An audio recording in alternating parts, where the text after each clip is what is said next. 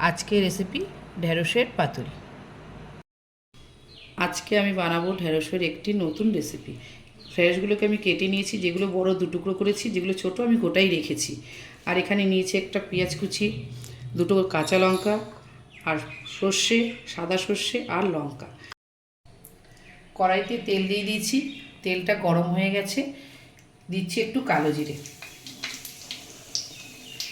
কেটে রাখা পেঁয়াজ কুচিটা দিয়ে দিলাম,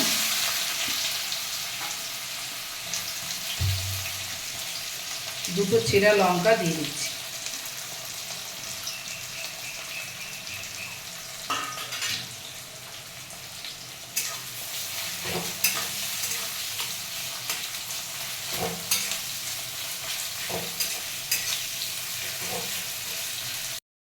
পেঁয়াজটা লাল লাল হয়ে ভাজা হয়ে গেছে, আমি এবার পেঁয়াজ ভাজাটা তুলে নিচ্ছি।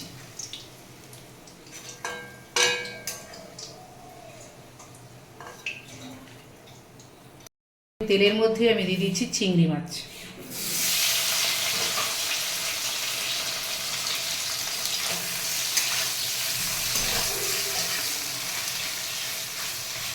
এবার দিয়ে দিচ্ছি একটু নুন আর একটু হলুদ। চিংড়ি মাছটা ভালো করে ভেজে নেব।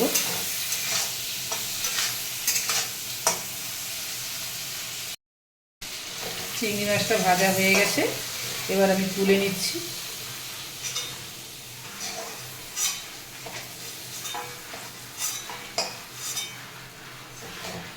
ওই তেলের মধ্যেই দিয়ে দিচ্ছি কেটে রাখা ঢেঁড়সগুলো।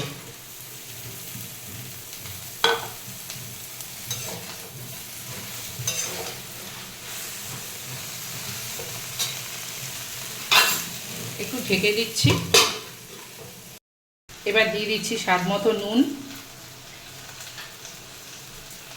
হলুদ,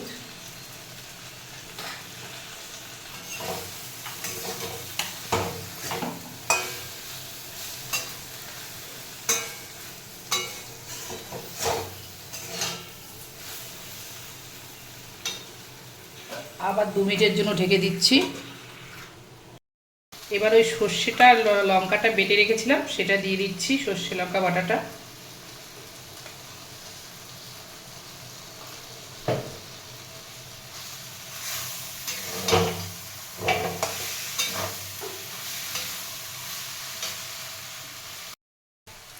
এবার একটু সামান্য জল দিয়ে দিচ্ছি।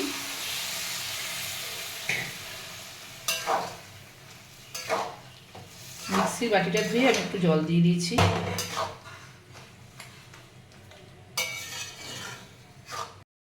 এবার দিয়ে দিচ্ছি ভেজে রাখা চিংড়ি মাছ আর পেঁয়াজটা। পেঁয়াজ ভেজে রেখেছিলাম আর চিংড়ি মাছ ভেজে রেখেছি, সেটা দিয়ে দিচ্ছি। দিয়ে ভালো করে মিশিয়ে নেব এটা।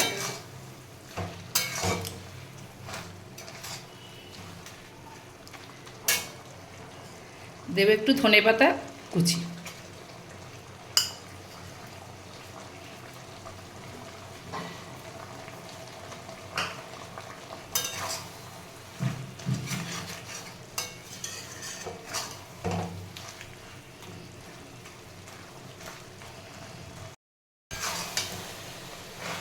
আমার রান্নাটা হয়ে গেছে, এবার আমি নামিয়ে নেব। আমার ঢেঁড়সের তরকারিটা রেডি। আপনারা একদিন এইভাবে বাড়িতে করে খেয়ে দেখবেন, খুব স্বাদ হয়। এটা দিয়ে 1 থালা ভাত খেয়ে নেবেন। ভালো লাগলে লাইক, কমেন্ট, শেয়ার করবেন।